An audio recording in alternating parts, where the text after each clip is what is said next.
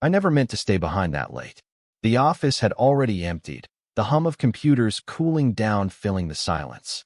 My shift should have ended hours ago, but I told myself I had work to finish. Truth was, I knew she'd still be here.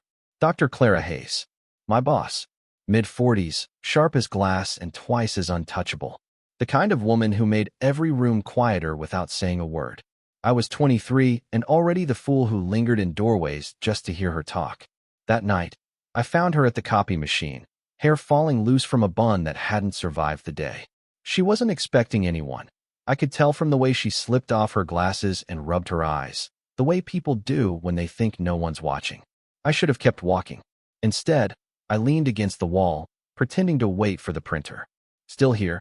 I asked, trying to sound casual. Her head tilted toward me, the faintest pause before she answered. Someone has to keep this place running. She had that voice, steady, clipped, a shade of humor tucked in so you weren't sure if you were being teased or tested. I smirked, though my chest felt tight. Guess that makes me unnecessary. Or eager, she said, not looking at me, just shuffling papers. The silence after stretched. I watched her fingers smooth each page with such precision it made me restless. I noticed things I shouldn't, her chipped nail polish, the small scar on her wrist, the way she pressed her lips together when she was concentrating.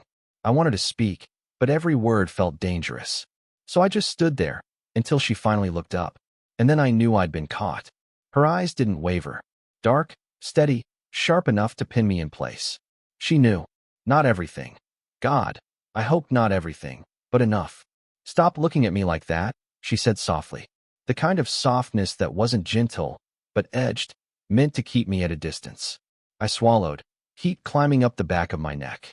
I should have apologized. Laughed it off. Looked away. But I didn't. Then stop being so hard to forget, I heard myself say. The words hung between us, reckless and raw, the air too thick now. She froze. Just a flicker, just enough for me to see the crack in her composure. Then her jaw tightened, and she reached for the stack of papers as though the conversation hadn't happened. My heart was thundering. I could have left. I should have left. But instead I waited, hoping, no, aching, for something, anything, from her. She brushed past me on her way out, and for the briefest second, her arm grazed mine. Barely a touch, yet it seared like fire through cloth. She didn't look back. But I did. I always did. And that was the beginning of the mistake I can't stop replaying. I told myself I wouldn't linger again.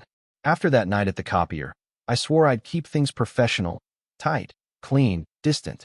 But rules I make for myself rarely survive the moment I see her. It was a Tuesday evening when she called me into her office.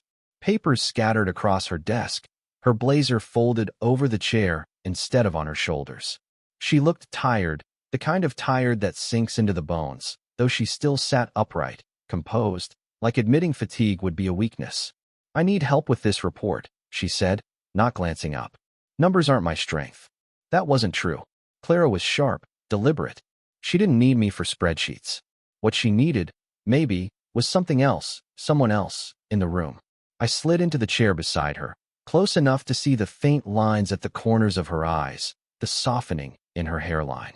Little details no one would call beautiful, yet I couldn't stop noticing them. Here, I said, taking the paper from her hand. My fingers brushed hers for the briefest second, and I saw it. The tightening of her jaw, the way she pulled her hand back too quickly. That should have warned me. Instead, it made me reckless. We worked in silence for a while, only the scratch of my pen breaking it. Every so often, I'd glance at her. She chewed the inside of her lip when she was thinking, tapped her thumb lightly against the desk. When she caught me looking, I pretended to be lost in the numbers, but she didn't press. It felt like a game, though I knew it wasn't. At one point, she sighed, leaned back, and rubbed her temple with two fingers. Her blouse slipped just enough at the collar to reveal the delicate line of a necklace I'd never noticed before. Something in me tightened. I wanted to ask who gave it to her. I wanted to know too much. You're quiet tonight, I said finally. Am I not usually? You usually correct me when I'm wrong. Her lips curved, not quite a smile. Maybe I'm too tired to correct you. There it was, softness. The first unguarded note in her voice I'd ever heard. It hit me harder than any smile could have. For a moment, neither of us spoke. The air felt heavier than the silence deserved. I wanted to tell her she didn't have to be so composed all the time. That someone could sit with her, not expecting her to be sharp, perfect, unshakable. But the words lodged in my throat. Instead, I said the safest thing I could. I can finish this for you if you want. You look like you could use some rest. Her eyes flicked to mine then, quick, searching, like she wanted to measure whether I meant more than I said. And then, so quietly I almost thought I imagined it, she said, "Stay a little longer." The way she said it wasn't about the report. And I stayed. The office was too quiet that night, the kind of quiet where every sound felt amplified. The shuffle of papers, the scratch of my pen, even the way she exhaled. She hadn't asked me to leave. That alone was dangerous enough. I told myself I was just helping, just finishing the report beside her, but the truth pressed heavier. I wanted to be near her. To see her without that wall of authority she wore like armor. When she leaned forward to mark something on the page, her shoulder brushed mine. Barely a touch, yet it lit up every nerve in my body. I froze, waiting for her to pull away. But she didn't. She just kept writing, as though nothing had happened. As though I was the only one who couldn't breathe.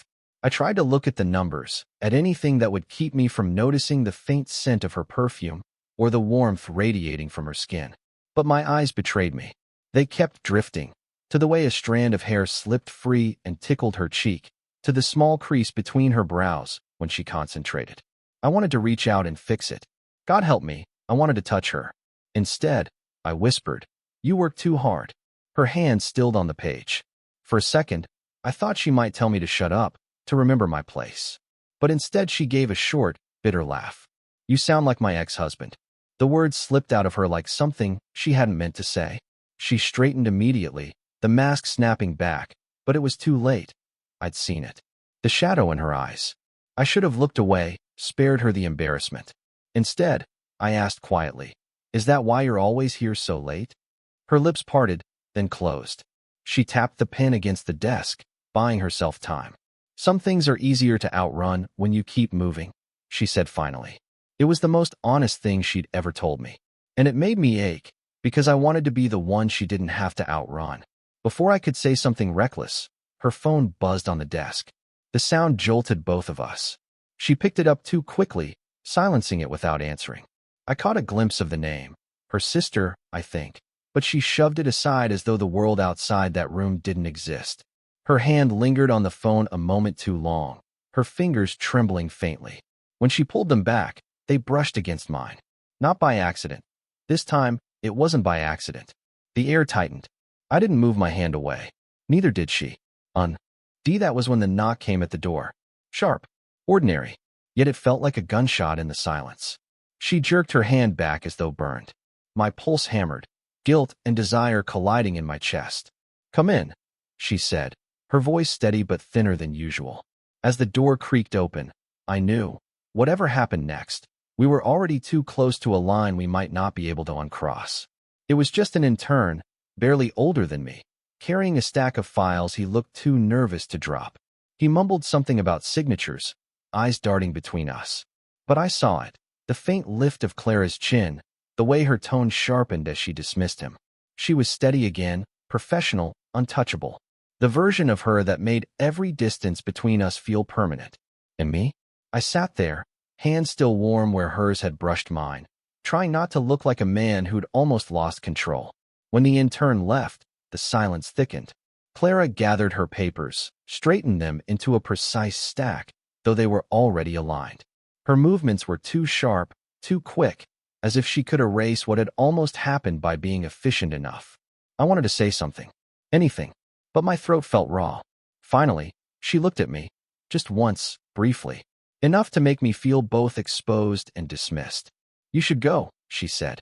Not harsh, not even cold. Just final. I nodded, though my chest burned. I stood, lingered for a heartbeat longer than I should have, then left without another word. The hallway outside felt brighter, harsher. Every step away from her office felt like stepping out of a dream I wasn't supposed to have. That night, I couldn't sleep. Her laugh, so bitter when she mentioned her ex, echoed in my head. The way her hand trembled when she silenced the call. The feel of her skin against mine, no matter how brief. I told myself I'd made a mistake. That what almost happened was selfish, reckless, unfair to her. But every time I closed my eyes, I saw the moment before. The knock. Her hand against mine.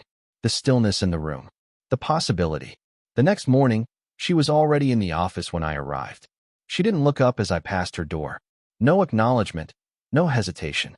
Just the sound of her typing, faster than usual. I spent the day pretending to work while stealing glances through the glass wall of her office. She kept her head down, shoulders tense. She didn't look my way once. By evening, when the rest of the staff had gone, I hovered outside her door. My hand lifted, almost knocking. But shame weighed me down. What excuse did I have? Another report? Another late-night conversation? I turned to leave. Eli. Her voice cut through the hallway. Quiet, controlled. I turned back. She stood in the doorway, arms crossed, expression unreadable. For a long moment, neither of us spoke. I thought she might tell me last night never happened, that we draw a line and keep it clean. But instead, she said, "Don't linger like that.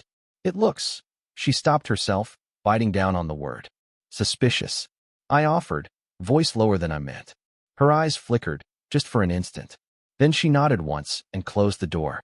And that single click felt heavier than a slammed one. It happened on a Thursday, late again.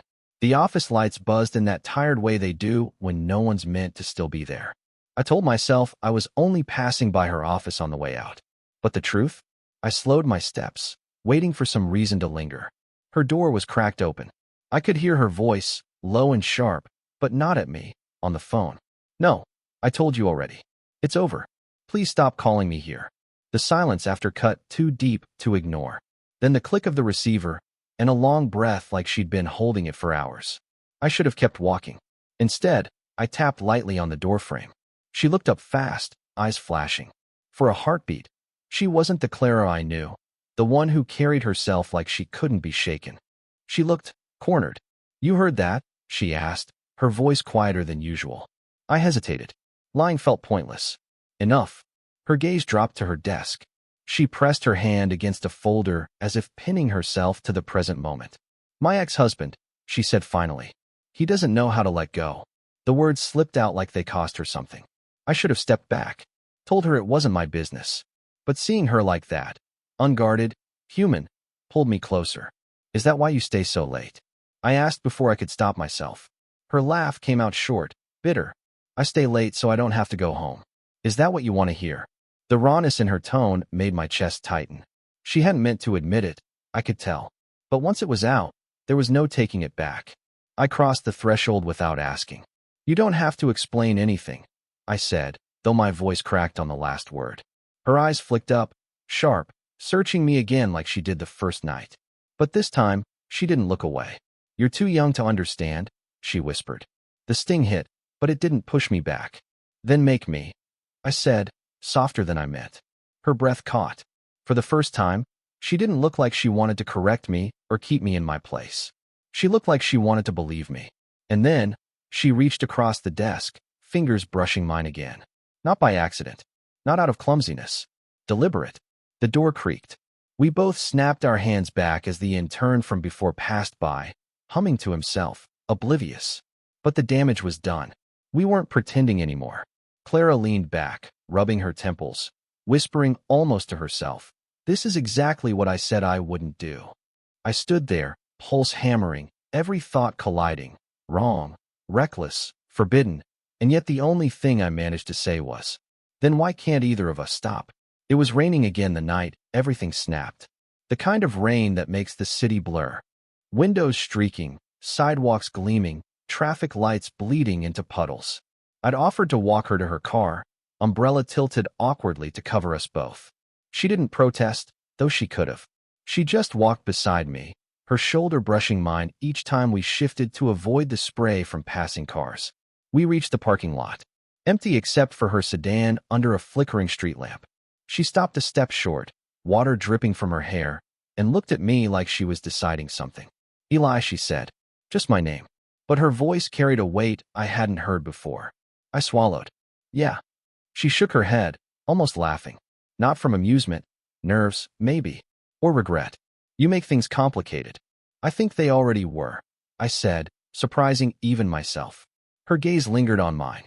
And in that silence, everything we'd been avoiding, every near touch, Every stolen glance, every excuse to stay a little longer, rose to the surface.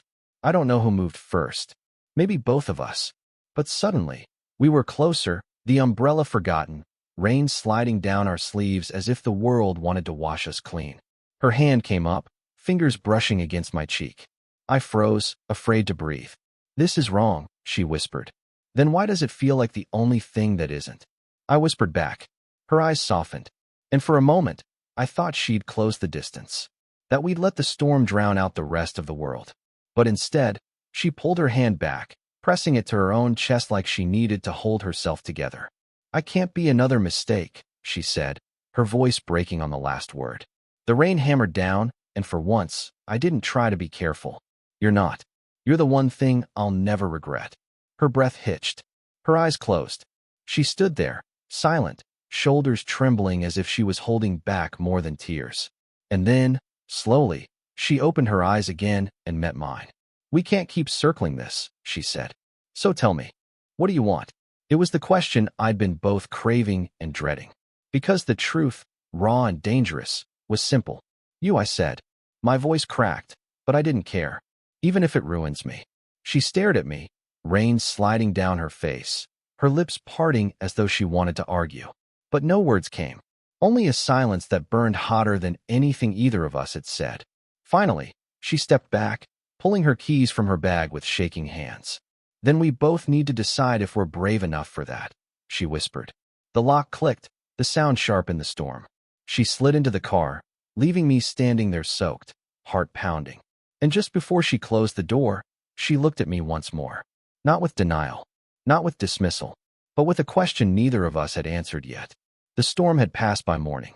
The city looked scrubbed clean, puddles glinting like broken glass under the sun. I didn't sleep. Not really. Every time I closed my eyes, I saw her face in the rain.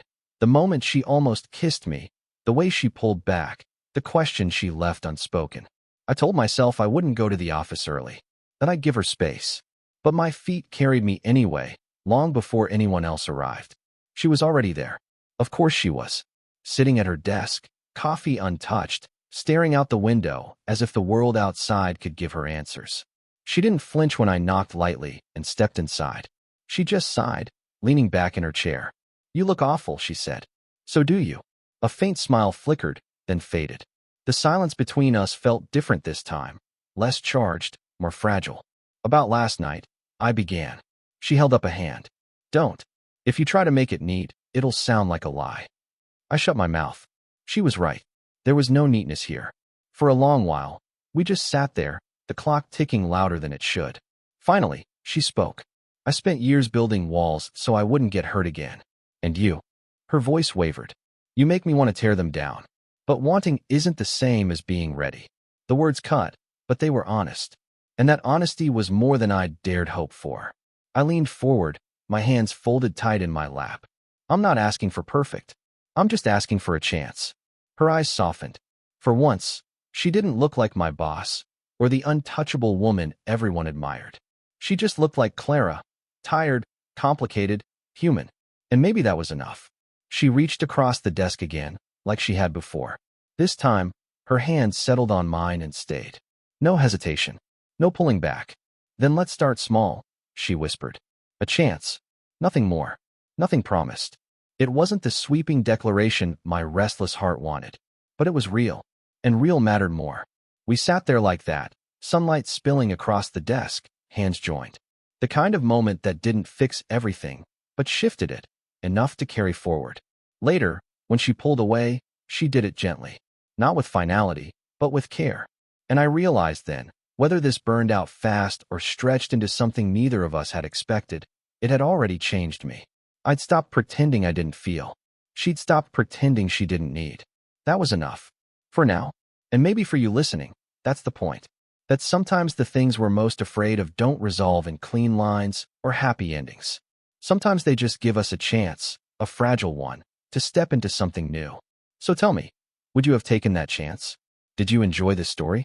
What kinds of stories would you like to hear next?